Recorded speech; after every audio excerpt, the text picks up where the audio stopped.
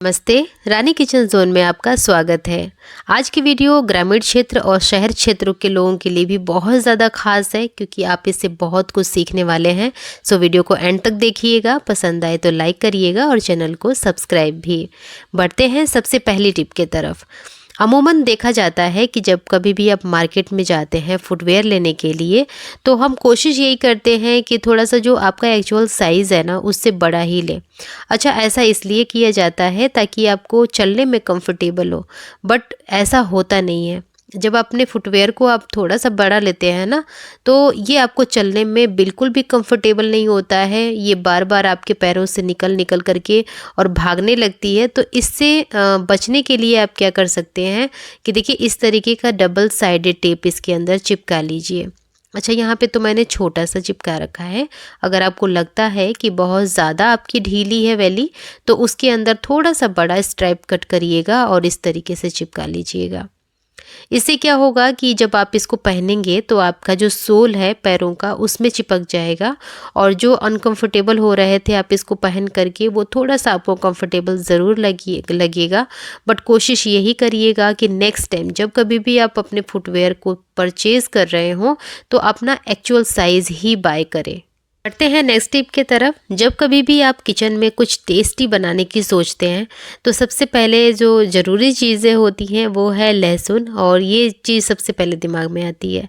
फिर चाहे आपका विंटर में सूप या तो स्टू बनाना हो या फिर चिकन करी बनाना हो, कोई भी स्वादिष्ट सब्जी या फिर कबाब बनाने हो, हर खाने में देखिए लहसुन का यूज़ किया जाता है। ऐसे में ताज़ा लहसुन को छीलना कई लोगों के लिए बहुत मुश्किल का काम लगता है, लेकिन अक्सर लोग क्या करते हैं ना कि इस झमेले से बचने के लिए बाज़ार में जो मिलने वाला लहसुन का पेस्ट होता है वो ख़रीद के ले आते हैं। बट यकीन मानिए, वो जो टेस्ट होता है ना घर के लहसुन और अदरक के स्वाद का, वो बिल्कुल भी बाज़ार में नहीं मिलता। तो आप क्या करें कि देखिए, सबसे पहले आप एक लहसुन का गांठ ले लीजिए, उसको अच्छी तरीके से उसके पेटल्स अलग करके और एक कटोरी में डालिए। फिर उसमें गर्म पानी डाल दीजिए थोड़ी देर के लिए, 10 मिनट के लिए छोड़ेंगे आप। और इसके बाद जब आप इसे छीलेंगे ना, आप देखेंगे कि इसका छिलका बहुत नरम हो जाता है। और जिस लहसुन को छीलने में आप डर रहे थे ना, आप 1 से 2 किलो लहसुन बैठ कर के आराम से छील लेंगे। बिल्कुल कोई भी प्रॉब्लम नहीं आएगी, आपको हाथों में दर्द भी नहीं होगा और ढेर सारा लहसुन छील करके रेडी कर पाएंगे। अब यहाँ पे देखिए, मेरे पास ये किचन टॉवल है, इसके अंदर मैंने इसे डाल करके अच्छे से पोंछ लिया है ताकि मैं इसके ऊपर जो भी पानी वगैरह है वो सूख जाए। अब देखिए, इसको इस तरीके के कंटेनर में डाल करके फ्रिज में रखिए, 2 से 3 हफ्ते तक ये बिल्कुल भी ख़राब नहीं होता है। चलिए बढ़ते हैं अगली टिप के तरफ। देखिए, किचन में रखी हुई कुछ चीज़ों में एक समय के बाद ना नमी आ जाती है और वो बिल्कुल ख़राब हो जाता है। तो ऐसे में देखिए, अगर लिस्ट का पहला नाम देखा जाए तो वो है नमक। नमक को अगर आपने ध्यान से नहीं रखा डब्बे में तो उसमें नमी चली जाती है और इस नमक के गोले बन जाते हैं। अब ऐसे में ना इसे यूज़ करने का बिल्कुल भी मन नहीं करता है। तो देखिए, इसका एक छोटा सा सोल्यूशन है। के लिए आपको एक डब्बे की ज़रूरत होगी। तो डब्बा आप प्लास्टिक का भी ले सकते हैं यहाँ पे, या फिर आपके पास कांच की शीशी है तो आप उसका भी इस्तेमाल कर सकते हैं। यहाँ पे देखिए, मेरे पास प्लास्टिक की डिब्बी है। ये बेकिंग सोडे की डिब्बी थी, तो इसके लिड को ले लिया है मैंने और शोल्डर को गर्म कर लिया है। गर्म करने के बाद इस पे देखिए मैं होल बना रही हूँ। तो आपके पास अगर नमक अच्छा है, मीन्स उसमें नमी नहीं पकड़ी है, तो आप उसको ना जो ये होल है वो थोड़े से बारीक रखिएगा। मेरे को इसलिए इसका होल बड़ा करना पड़ रहा है क्योंकि जो मैंने नमक रखा है उसमें नमी आ गई है, तो छोटे होल में ये आसानी से नहीं निकलेगा, इसलिए यहाँ पे मैंने थोड़ा सा बड़ा होल रखा है। अब देखिए, अच्छी तरीके से मैंने इसमें होल कर दिया है। अब जो भी नमक आपको इसके अंदर रिफ़िल करना है आप इसको डाल दीजिए। डालने के बाद ये लिड लगाइए और अब देखिए, मैं आपको इसे निकाल के भी दिखाऊंगी। बहुत अच्छी मात्रा में निकलता है। सैलेड बना रहे हैं तो भी आप डाल सकते हैं, रायता बना रहे हैं तो भी इसका यूज़ आप बहुत आसानी से कर सकते हैं। तो देखा आपने, सिला हुआ नमक भी हमने नहीं फेंका, इसका भी मैं इस्तेमाल करके इसे यूज़ करूँगी। तो आप इस तरीके से यूज़ करें और अपने पैसे बचाएं। अब बढ़ते हैं अगली टिप की तरफ। देखिए, अगर हम इंडियन खाने की बात करें ना, तो जो असली स्वाद होता है वो मसालों से ही आता है।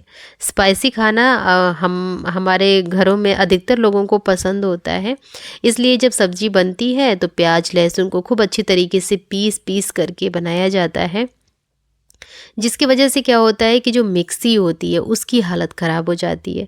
उसमें ना जाने कितनी प्रकार की बदबू, खुशबू सब मिक्स हो जाती है। तो आप इसको दूर करने के लिए जब कभी भी रोटी बनाएं तो रोटी बनाने के बाद तवा गरम ही होता है, इस तरीके से आप ना मिक्सी को उल्टा करके इस पे थोड़ी देर के लिए रख दें। जो भी इसके अंदर की स्मेल होगी ना वो तवे की गर्मी से बिल्कुल दूर हो जाएगी और इस मिक्सी के अंदर से बिल्कुल भी स्मेल नहीं आएगी। साथ के साथ ये अगर जाम भी होगी ना तो भी ये बहुत स्मूथली चलने लगेगी। इस टिप को भी ट्राई करिएगा। बढ़ते हैं आगे और देख लेते हैं अगली टिप। चावल के शौकीन आपको बहुत सारे लोग मिलेंगे, क्योंकि चावल बहुत शौक से खाया जाता है और हमारे कंट्री के बहुत सारे स्टेट्स हैं जहाँ पे स्पेशली चावल खाया जाता है, मतलब उनका मेन फूड ही चावल होता है। अब देखिए, जब चावल हम खाते हैं तो चावल को स्टोर भी करना होता है। अब फ़र्क नहीं पड़ता कि आपने एयर टाइट कंटेनर में इसे स्टोर किया है कि नॉर्मल में। जब इसे ख़राब होना होता है तो ये ख़राब हो ही जाता है। तो जब कभी भी आप इसको किसी कंटेनर में रखें तो एज़ अ प्रिकॉशन आप इसके अंदर माचिस की तीलियाँ डाल दें, कुछ इस तरीके से। जो मसाले वाला पार्ट होता है ना, ये अंदर होना चाहिए चावल के। तो ये काफ़ी हद तक जितने भी कीड़े हैं ना उनको दूर भगाता है। और अगर आपको लगता है कि इसमें लगने वाले हैं कीड़े तो भी बहुत अच्छी तरीके से ये प्रिवेंट करता है। अच्छा, जो मसाले में केमिकल वगैरह होता है, फॉस्फोरस होता है, तो ये कीड़ों को पनपने से रोकता है और इससे चावल ख़राब नहीं होता है। बढ़ते हैं आगे। यहाँ पे देखिए मेरे पास नमक है।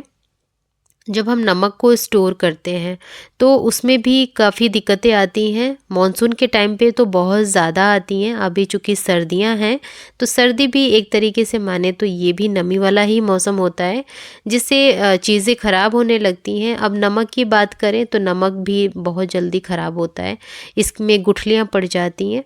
तो इससे बचने के लिए देखिए करना क्या है आपको। बच्चे हम सभी के घर पे बिस्किट खाना बहुत ज़्यादा पसंद करते हैं।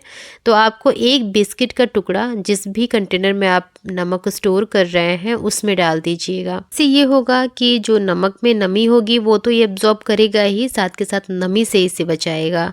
तो ये टिप आपको पता थी कि नहीं पता थी? अगर आपको पता थी तो हमें ज़रूर बताइएगा नीचे कमेंट बॉक्स में लिख करके। बढ़ते हैं आगे और देख लेते हैं अगली टिप। यहाँ पे देखिए मेरे पास सोयाबीन वड़ी है। जब हमारे घर में सारी हरी सब्जियाँ ख़त्म हो जाती हैं ना, फिर हमें सोयाबीन की याद आती है। और जब इसे बनाते हैं तो इसको थोड़ी देर के लिए गर्म पानी में सोक करके रखते हैं, ताकि जो हार्ड पड़ी हुई हैं सोयाबीन वो अच्छी तरीके से सॉफ्ट हो जाए। अब देखिए, जब आप इसे भिगोते हैं ना तो इसके अंदर बहुत ज़्यादा झाग निकलता है। ये झाग केमिकल होता है, इसे बहुत ज़रूरी है निकालना। तो जब कभी भी इसे बनाएं तो इसको अच्छी तरीके से 2 से 3 पानी में वॉश करिए, जब तक ये झाग निकलना बंद ना हो जाए। अच्छा, यहाँ पे मैं बता दूं कि सोयाबीन खाना बहुत ज़्यादा अच्छा होता है, आँखों के लिए भी, सेहत के लिए भी बहुत ही, ये वरदान से कम नहीं है। तो बस आप इसका ये जो टॉक्सिक चीज़ें हैं यानी कि झाग को निकाल करके इसे बना करके खाइए, सेहत के लिए बहुत ही ज़्यादा फ़ायदेमंद है। अब बढ़ते हैं आगे। देखिए, जब कभी भी हम पराठे बनाते हैं या फिर कोई ग्रेवी वाली सब्ज़ी बनाते हैं तो आलू की जो प्रेफरेंस होती है ना वो सबसे फर्स्ट होती है, क्योंकि आलू सबको पसंद होता है। बड़े भी खा लेते हैं इसको और बच्चे भी इसे आराम से खाते हैं। देखिए, एक छोटा सा टिप आपको बता रही हूँ मैं। जब कभी भी आप आलू को बॉईल करें ना तो उसको साबुत ना उबालें, इस तरीके से हाफ़ कर लें और इसके बाद उबालें। तो आप देखेंगे कि जो आलू का छिलका है ना वो इतनी आसानी से उतर जाता है, बिल्कुल मक्खन की तरह।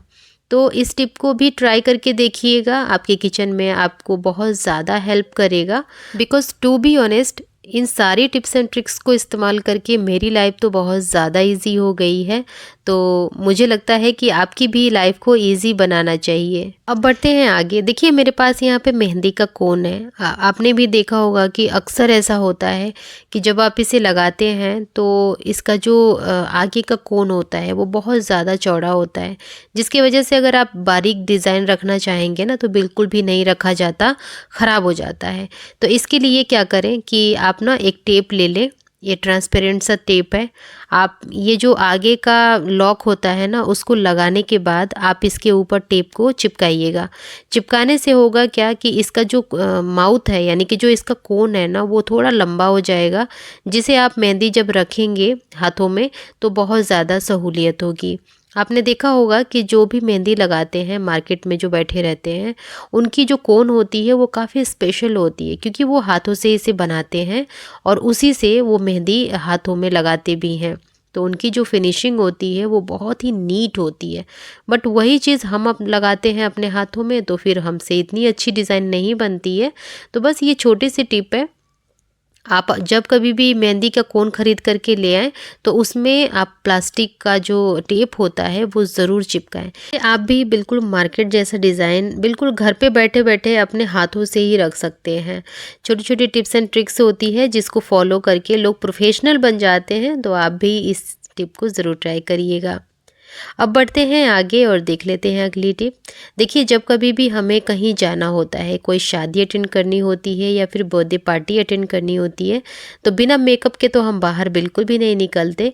अब देखिए, जब मेकअप लगाते हैं तो उसके लिए बहुत सारे टूल्स की ज़रूरत पड़ती है, इस तरीके के ब्रशेज़ की ज़रूरत पड़ती है।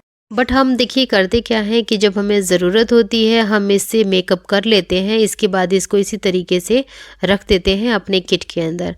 बट आपको ऐसा बिल्कुल भी नहीं करना है। अच्छा, इसलिए नहीं करना है क्योंकि इसके अंदर मेकअप प्रोडक्ट बहुत सारा चिपका रहता है, जिसको साफ़ करना बहुत ज़्यादा ज़रूरी है। नहीं तो आपके स्किन में रैशेज़ हो सकते हैं, इचीनेस हो सकती है या फिर खुजली हो सकती है, इन्फेक्शन भी हो सकता है। तो इसे साफ़ करना भी बहुत ज़्यादा ज़रूरी होता है। इसे साफ़ करने के लिए हमने देखिए सिंपल से पानी में थोड़ा सा विम लिक्विड जेल डाला था और थोड़ा सा इसमें वाइट विनेगर डाला है। बस ये दो चीज़ें इतनी ज़्यादा पावरफुल हैं कि इसकी जितनी भी गंदगी है उसको बाहर तो निकालेगा ही, साथ के साथ इसको डिसइंफेक्ट भी रखेगा। इसके बाद आप इसको कहीं भी ना अच्छी तरीके से स्पॉन्ज कर लीजिएगा, वाइप कर लीजिएगा। इसके बाद आप इसे धूप में सुखाइएगा। 3 से 4 घंटे की भी अगर अच्छी धूप होगी ना तो ये सारी चीज़ें अच्छे से सूख जाएंगी। ऐसा इसलिए कह रही हूँ क्योंकि इसको सुखाना ज़रूरी है। अगर आप थोड़ा सा भी इसमें नमी छोड़ देंगे ना तो इसमें फंगस लग सकती है और आपको इन्फेक्शन हो सकता है। तो इस टिप को भी ज़रूर ट्राई करिएगा अगर आप मेकअप लवर हैं, आपको मेकअप करना पसंद है या फिर मेकअप लगाना पसंद है। तो अब देखते हैं अगली टिप। यहाँ पे देखिए, इस तरीके की जो ब्लाउजेज़ होती हैं उसमें डोरी ज़रूर होती है, क्योंकि शोल्डर से ना कई बार ये स्लिप होकर के गिरती रहती हैं। तो देखिए, अब इस तरीके का जो डोरी बांधने का तरीका है ना वो थोड़ा सा ओल्ड हो गया है। तो आपके पास अगर ब्लाउज में डोरी है, आप उसे नहीं कट करना चाहते और आपको लगता है कि हाँ आपको डोरी की बिल्कुल ज़रूरत है क्योंकि आपके शोल्डर गिर रहे हैं, तो आप डोरी बेशक बांधिए, लेकिन थोड़ा सा उसका एक तरीका है जिसे आपको फॉलो करना पड़ेगा। जहाँ पे आप डोरी बीच में बांधते थे ना, वो डोरी को आप खींच करके कॉर्नर में ले आइएगा नॉट को, और बांध करके और जो भी नोट होगा उसको अपने शोल्डर के नीचे आप छुपा सकते हैं। सेफ्टी पिन से इसको हाइड भी कर सकते हैं। तो इस तरीके से बंधी हुई जो ब्लाउज़ होती है वो काफ़ी फैशनेबल लगती है और आपका जो सपोर्ट है शोल्डर पे वो भी बना रहता है। तो उम्मीद करती हूँ कि ये छोटी सी टिप आपके लिए बहुत ज़्यादा काम की होगी। ये थी आज की वीडियो। पसंद आई है तो लाइक करिएगा, रानी किचन जोन को सब्सक्राइब भी करिएगा। इसी तरीके के वीडियोस को वॉच करने के लिए कौन सी टिप आपको सबसे अच्छी लगी ये भी हमें ज़रूर बताइएगा। आज के लिए इतना ही। मिलूँगी मैं कल एक और नई और बहुत ही इंटरेस्टिंग वीडियो के साथ। तब तक के लिए bye bye and take care.